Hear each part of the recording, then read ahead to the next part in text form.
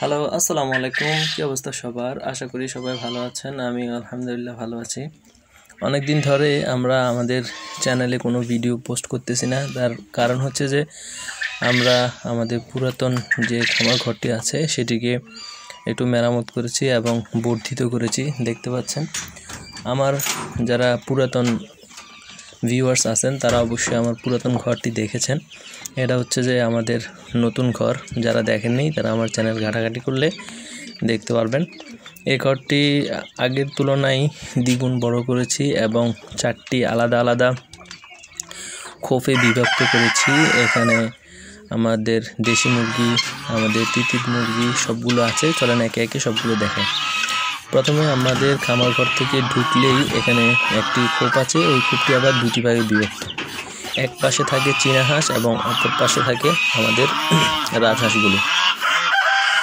তিতির মুরগিগুলোকে আপনারা যারা আমার নিয়মিত ভিউয়ার্স আছেন তারা জানেন আমি ছোটোবেলা থেকে এদেরকে বাইরে ছেড়ে পালতাম।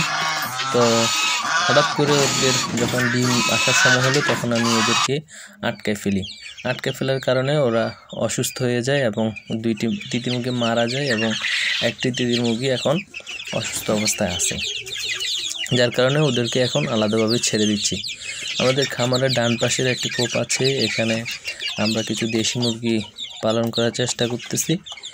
আমরা ডিম সংগ্রহ করে এখান থেকে বাচ্চা ফুটেছি আলহামদুলিল্লাহ। আজকে প্রায় 1 মাস প্লাস ওদের বয়স। ওরা আলহামদুলিল্লাহ খুব ভালোভাবে এখানে অ্যাডজাস্ট হয়ে গেছে এবং ওরা এখানে ভালোভাবে থাকতেছে। আশা করি এখান থেকেই আমরা ওদেরকে বড় করতে পারবো। এই দেশি মুরগি খামারের খোপের উপরে আমরা আরেকটি ছোট খোপ করেছি। আপনারা আশা করি ধারণা করতে পেরেছেন এই খোপটি কেন। এটি হচ্ছে মূলত আমাদের আগের যে কোয়েল পাখিগুলো আছে তাদের বাচ্চা রাখার জন্য এখানে একটি ছোট করে খোপ করেছি। দেখতে পাচ্ছেন আমাদের আগের কোয়েল পাখিগুলো মাশাআল্লাহ ডিম দেওয়া শুরু করেছে। তো এই পাশে বাম পাশে একটি স্পেস আমরা রেখেছি। এখানে যখন বাচ্চা ইনকিউবেটর থেকে বের হবে, তিতির মুরগির বাচ্চা, টাইগারের বাচ্চা, চীনা হাঁসের বাচ্চা এবং রাজহাঁসের বাচ্চা যখন এখান থেকে ইনকিউবেটর থেকে বা বাচ্চা যখন ফুটবে তখন ওদেরকে ব্রুডিং পিরিয়ডের পরে এখানে বড় করার জন্য আমরা এখানে একটা স্পেস রেখেছি।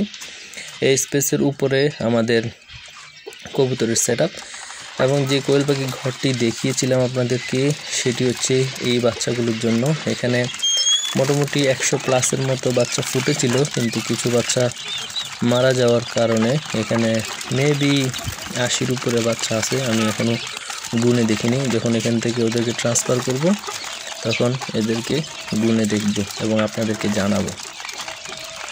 এখন সকালবেলা ওদের অনেক ক্ষুধা লেগেছে, তাই আগে ওদেরকে একটু খাবার দিয়ে দিই, তারপর বাকি কথা আপনাদেরকে বলবো। ওদেরকে আমি এখন স্টার্টার ফিড খাওয়াচ্ছি। ওরা যখন বাচ্চা ছোট ছিল তখন আমি স্টার্টার ফিডকে ব্ল্যান্ড করে দিতাম, কিন্তু এখন মোটামুটি আলহামদুলিল্লাহ মোটামুটি সাইজ হওয়ার কারণে এখন আর ব্ল্যান্ড করে দিতে হয় না। স্টার্টার ফিডগুলো ইজিলি ওরা খেতে পারতেছে। ওদের বয়স মেবি 15 দিন হয়ে গেছে, আমার একজ্যাক্ট মনে নেই। ওরা আর খাবার খাক। তার পাশে আমাদের টাইগার মুরগি আছে। এখানে 6টি টাইগার মুরগি আছে। প্রথমে আমরা ওগুলোকে খাবার দিয়ে দিই, যেহেতু সকালবেলা সবাই ক্ষুধার্ত। তো প্রথমে ওদেরকে খাবার দিব, তারপর দেখি ওরা আমাদের জন্য কোনো সারপ্রাইজ রেখেছে কিনা। যদি সারপ্রাইজ রাখে সেটা আমরা সংগ্রহ করে নিব। তো মোটামুটি 4টি ফিমেল আছে আমাদের টাইগারের এবং 2টি মেল রেখেছি, যাতে ডিমগুলো ভালোভাবে ফার্টাইল হয় এবং একটা ভালো পরিমাণের জায়গা দিয়েছি। আগে একদম ছোট একটি জায়গার মধ্যে ওরা বড় হয়েছে, ডিম পারছে। এখন মোটামুটি ভালো একটা স্পেস আমরা ওদের জন্য ক্রিয়েট করেছি।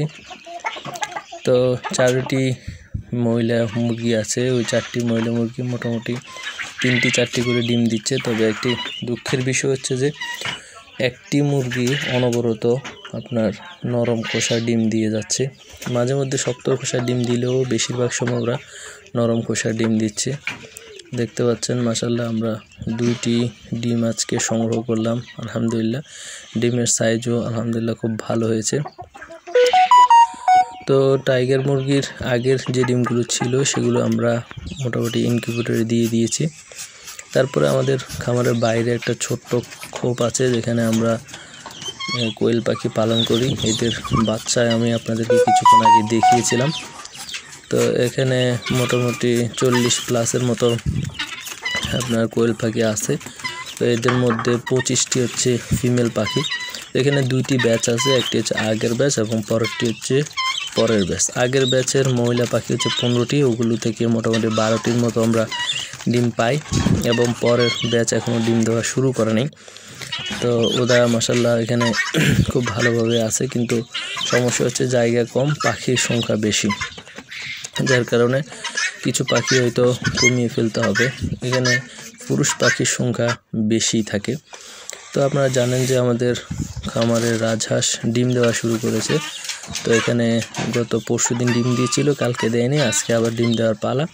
তাই প্রথমে ডিম ঢেকে রাখছিলাম, তার উপর থেকে আমরা বলটি সরিয়ে দিলাম এবং রাজহাঁস আসছে ডিম দেওয়ার জন্য, কিন্তু তিতির মুরগির ডিস্টার্বের কারণে ওরা ডিম দিতে পারতেছে না, ঢুকতে পারতেছে না। পরবর্তীতে আমি তিতির মুরগি সরিয়ে দিয়ে ওকে, ও যখন বাসায় বসে গেছে তখন আমি দরজা বন্ধ করে চলে আসছি। তো এবারে আমরা আমাদের তিতির মুরগিগুলোকে একটু খাবার দিতে হবে। ওরা অসুস্থ আছে, কিন্তু ট্রিটমেন্ট করতেছি, মোটামুটি তেমন একটা রিকভার করতেছে না, জানি না কি হয়। তো ওরা তো মোটামুটি অনেক দিন যাবত আমার খামারে আছে এবং ডিম বাচ্চা করতেছে, রেগুলার করছিল অনেক দিন, কিন্তু হঠাৎ করে অসুস্থ হয়ে যাওয়ার কারণটা আমি জানি না। প্রতিদিন আমি ভ্যাকসিন করাই এবং সব কিছু ঠিকঠাক মতো রাখার চেষ্টা করি, তারপরও অসুস্থ হয়ে গেছে। এখন মাত্র ফিমেল পাখি আছে 3টি এবং মেল পাখি আছে 1টি। মেল পাখিটি অসুস্থ হয়ে গেছে, জানি না কী করব, সবাই দোয়া করবেন। আজকে ভিডিও এই পর্যন্ত।